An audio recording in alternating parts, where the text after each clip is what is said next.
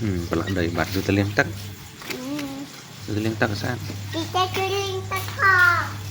liêng khán này Kalian akan dicam kayak hal ya. Ai keringเอาเลยต้องใช้ตาหลอดดำจ้ะจ้ะจ้ะ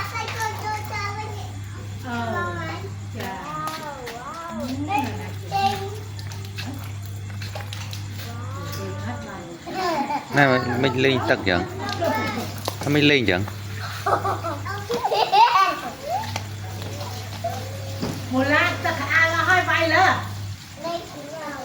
ตลาดมีอาหารนี่น่ะหมดร้านแล้วก็เสียมักตะเกียบไอ้หนุ่มจ้างปากจะไม่เคยกินตัวบัวอาจารย์แต่ยังหายกันของตั้งเท่ว่ะ